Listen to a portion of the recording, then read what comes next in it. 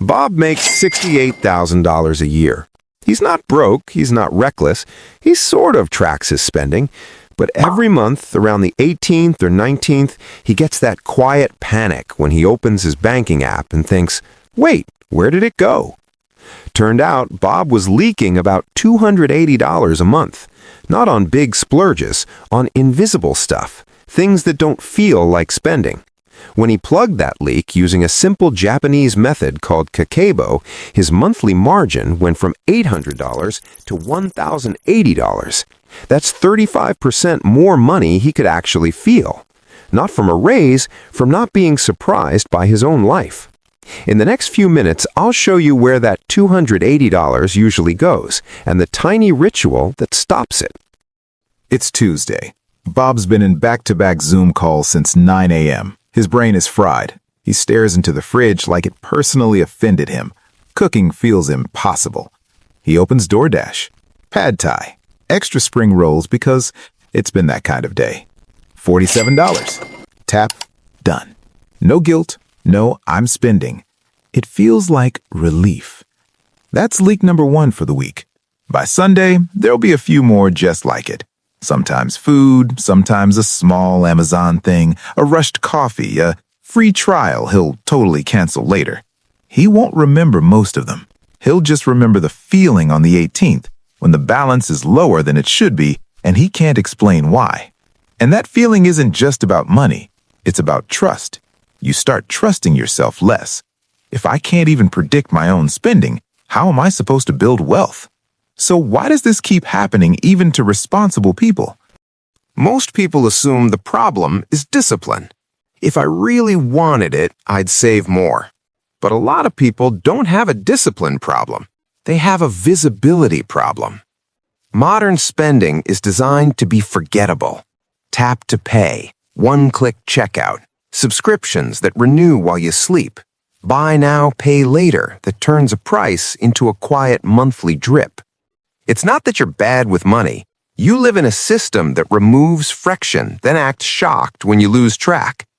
Your brain experiences surprise as danger. Even small surprises trigger, I'm not in control.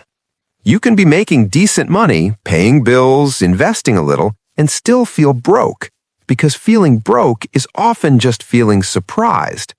Before investing, passive income, any of that, you fix the surprise. For Bob, that surprise came from 3 traps that made a $280 leak almost guaranteed. Trap 1. Convenience bleeding. It's not just the $47 pad Thai. It's $12 here, $18 there, a $9 delivery fee that doesn't feel like a purchase, just a tax for being tired. It's not about laziness, it's about timing. Convenience spending optimizes for tonight, not next month. When your time and energy are already maxed, convenience becomes the default, and defaults, repeated, become leaks. Trap 2. Subscription amnesia. This one barely shows up emotionally. Netflix, Spotify, a meditation app you used twice, extra storage you forgot you upgraded, a free trial you meant to cancel. $6.99, $8.99, $14.99. None of them hurt individually, so your brain doesn't store them as real events.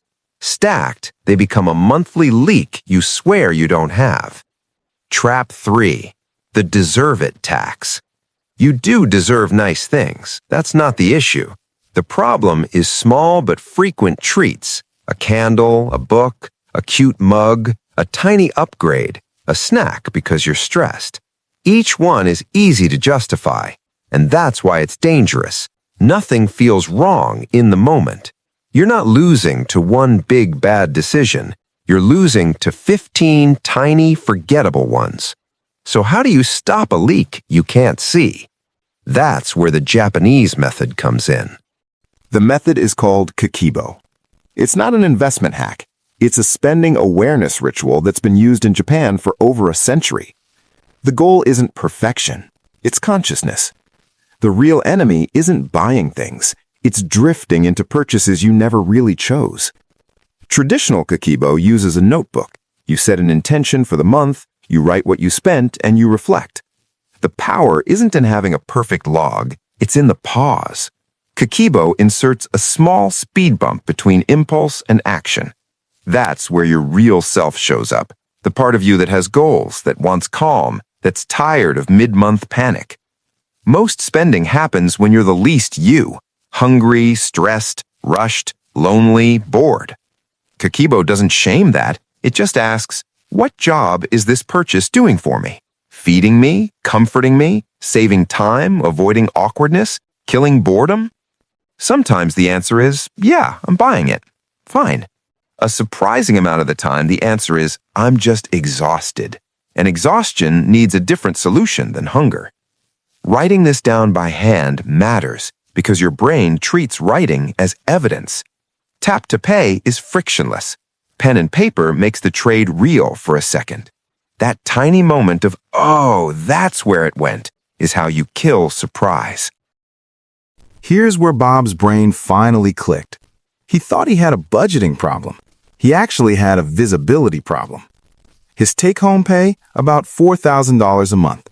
Fixed costs, around $3,200. Rent, utilities, insurance, minimum debt payments, phone, the boring stuff. On paper, that left $800. Food, gas, birthdays, clothes, random life. But leaks were silently taking $280. His real margin wasn't $800, it was $520. No wonder he felt broke. Living on $520 of breathing room doesn't feel like progress. It feels like bracing for impact. When he plugged the leaks, his usable margin jumped from $800 to $1,080. He didn't make $280. He recovered $280 that was already leaving. It felt like a 35% raise in the part of his money he actually experiences. Your numbers will be different. The mechanism is the same. Reduced invisible spending, increase felt margin, reduce daily stress. So how did he do it without turning life into a full-time budgeting project? The three-part Kakebo reset. Number 1. The nightly write. 3 minutes. Before bed, Bob opens a notebook. He writes what he spent that day and how much. No categories, no spreadsheets, no essays, just visibility. Not, why am I like this? Just, this is what happened. Number 2. The weekly look back, 5 minutes. Sunday morning, coffee in hand, he reads the week and asks one question. What pattern do I see? Not what did I do wrong, just what repeats. Patterns point to causes. Maybe delivery spikes on days with late meetings. The solution isn't be stronger, it's have 2 6-minute backup meals, keep something in the freezer, or set a 4 p.m. reminder. Future me will be hungry. That's lifestyle design, not willpower. 3. The one-sentence boundary. A huge chunk of invisible spending is social. You don't always want the thing, you just don't want the awkwardness. So Bob practiced one line. I'm keeping it simple this month. Not an apology, not a speech, just a fact. Once you have a line, you stop negotiating with yourself in real time. No more standing there thinking, am I cheap? Am I missing out? You have a script. It protects your money and your energy. What the recovered money does. Kakebo isn't the wealth engine. It's the stability engine that lets the wealth engine run. Once the leak is plugged, that recovered money needs a job. People who build wealth without burning out usually use extra margin to buy 3 things. Safety, a small emergency fund, so every surprise isn't a crisis. It changes how you sleep and how trapped you feel. Simplicity, fewer subscriptions, fewer random charges, less why is this bill higher noise. Compounding, automatic long-term investing that doesn't require constant attention. If your wealth plan demands daily vigilance, it isn't a plan, it's a second job. The most sustainable, passive progress is the kind that happens quietly while you live your life. That's the point here. Not becoming a monk, not optimizing every joy out of your month. Just stopping the invisible bleed so your life feels steady. Being 35% richer isn't about impressing anyone. It's about opening your banking app on the 19th without that drop in your stomach. 3 months later, Bob still makes $68,000 a year. Same job, same bills, same world. But he doesn't open his banking app with dread anymore. He opens it and feels, I decide. That 35% didn't come from grinding harder. It came from stopping a bleed he didn't know he had. If you want to try this, start tonight. Write down what you spent today. That's it.